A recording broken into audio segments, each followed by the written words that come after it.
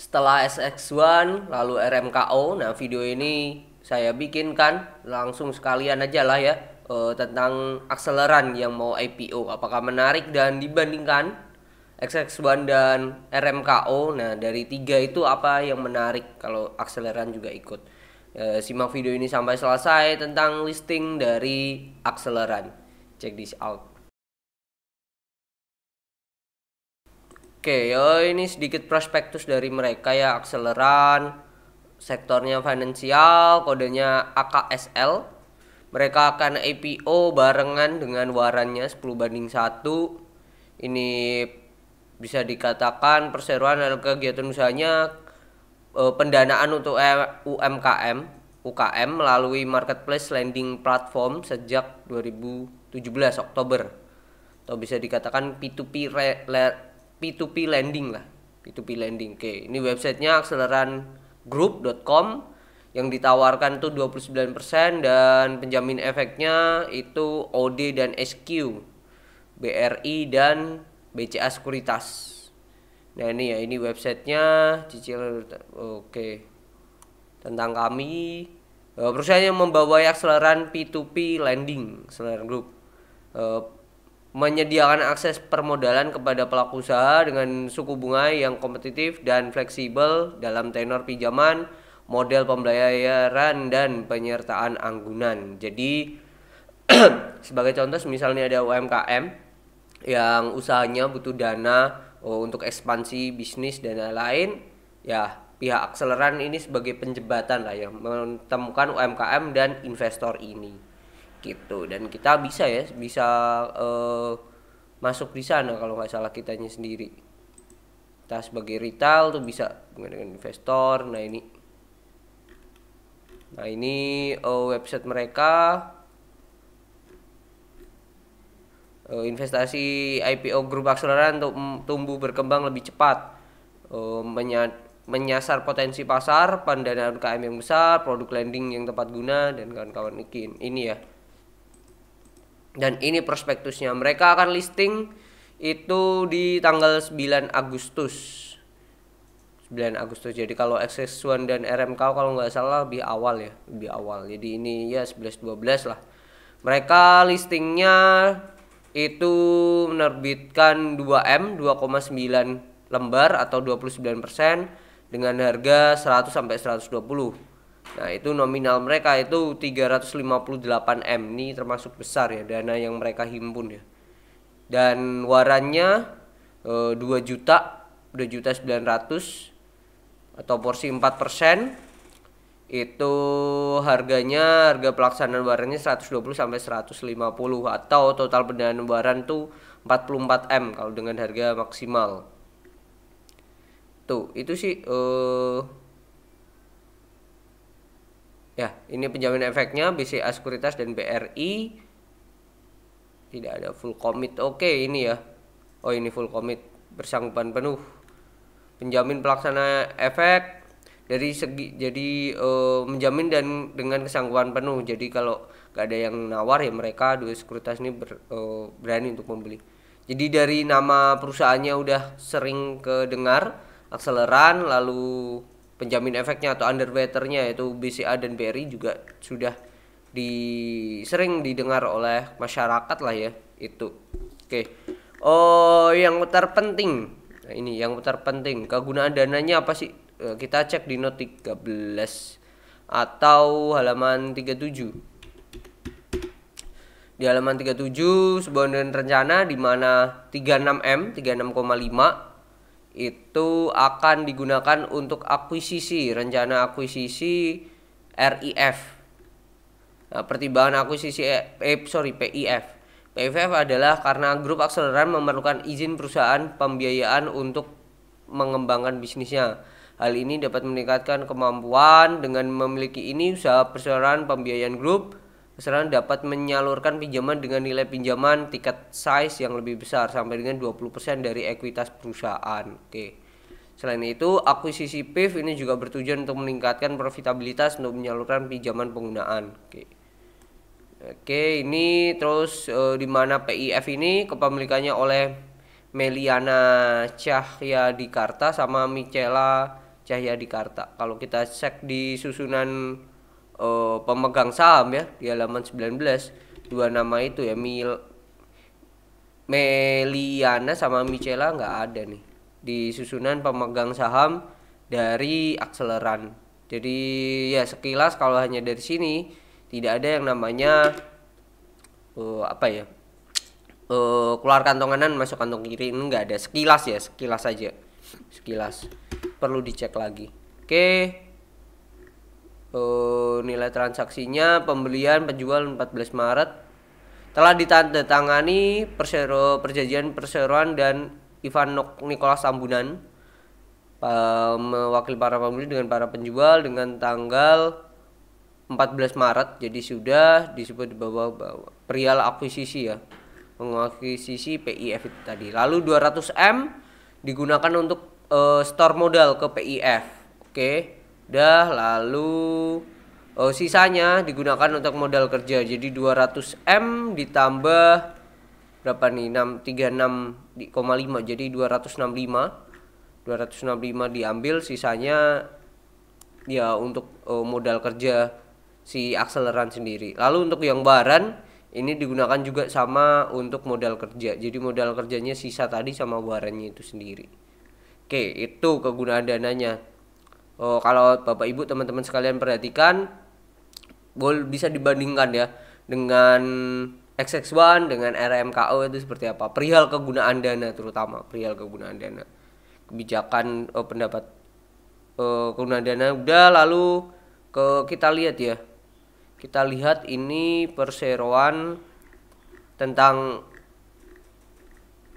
entitas anak ya. Oke, tentang laba rugi lah, kita lihat laba ruginya seperti apa. Nah ini ikhtisar dasar keuangan penting.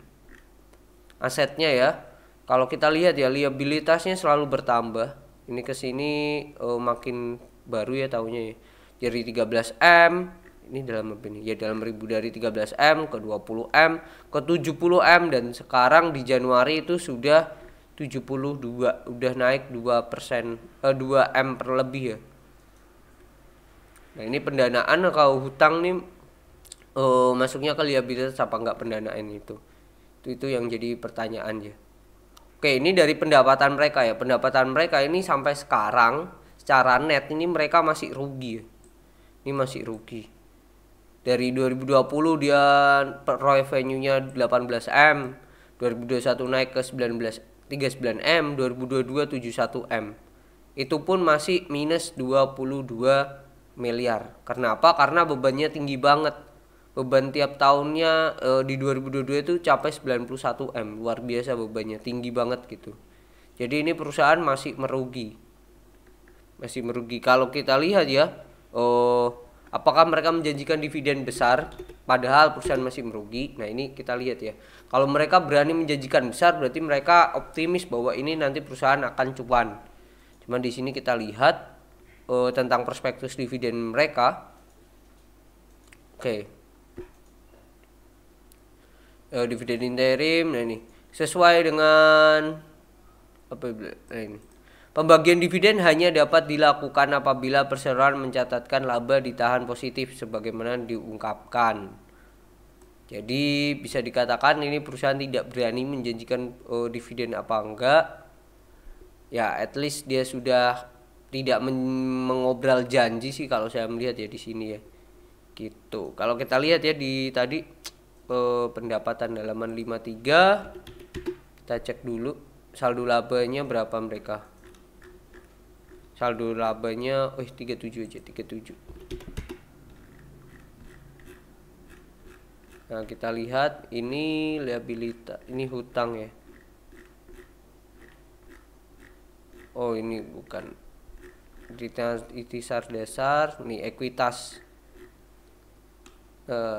Nah, ini masih minus ya. Akumulasi rugi nih. Tambahan modal di store-nya masih rugi.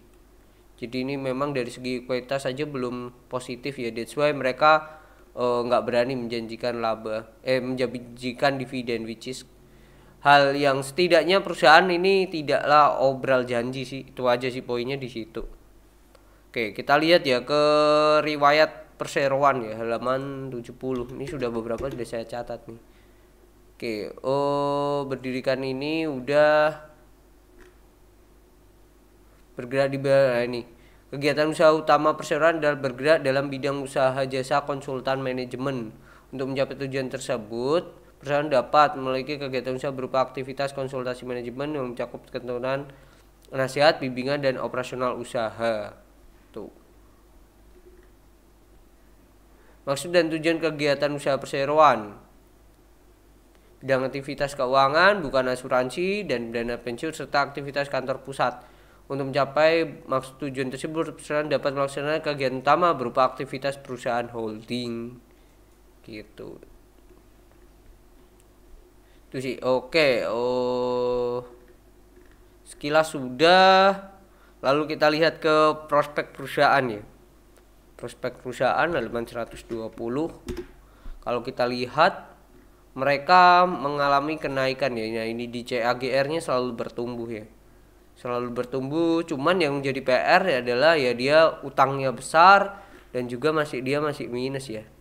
Karena hutangnya banyak itu bisa jadi alasan ya.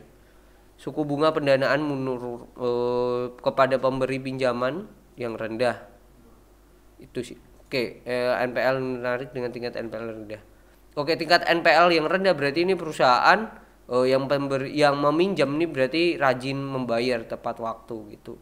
NPL tuh bisa mencerminkan ini kreditnya macet apa enggak. Itu sih so far so good. Oke. Kalau dari itu dan mereka tidak berbual, lantas bagaimana secara bentar. Ini saya ada Excel-nya dulu. Nah, ini ada Excel-nya, pemberian akseleran, dia listing, dia 10:1. Total dana yang diperoleh oleh mereka itu bisa sampai 400M. Luar biasa ya, 400M, dan ini termasuk besar. Untuk dana sekian ini termasuk besar. Dan ini perseroan ya terus mengalami kenaikan, growth-nya oke. Growth-nya oke, 140, 90 mengalami kenaikan, dan minusnya ini selalu berkurang ya. Selalu berkurang, tapi dia dividen tidak mau menjanjikan, which is good ya. Kita harus apresiasi ya, mereka terang-terangan sih. Itu. Yang jadi pertanyaan adalah warannya ini, harga tebusnya ini lebih tinggi daripada harga induknya. Gitu aja sih.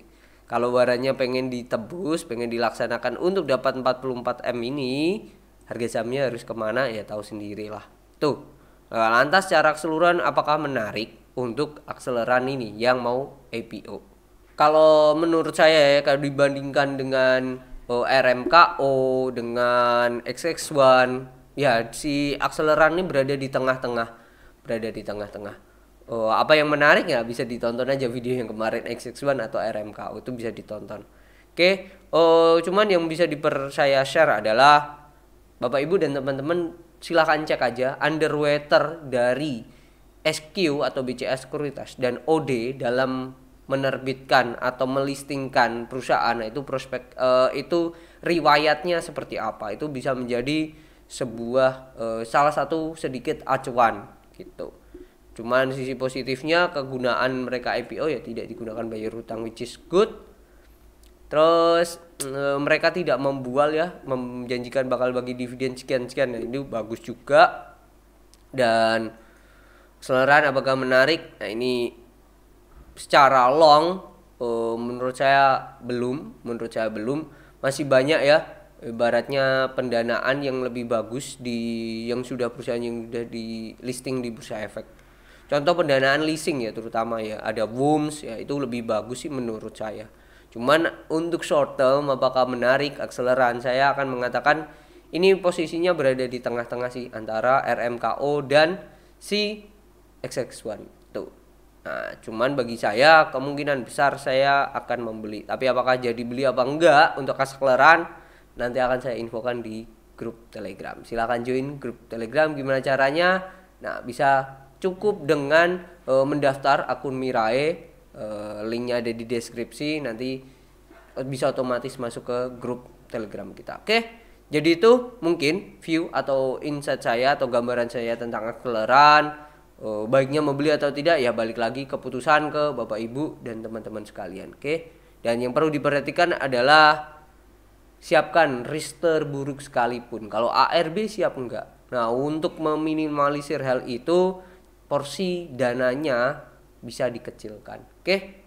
Mungkin itu yang bisa saya sampaikan di video kali ini. Semoga bermanfaat dan jangan lupa buat subscribe biar nggak ketinggalan apa yang akan kita share di setiap harinya. Oke, see you on the next video. Bye-bye.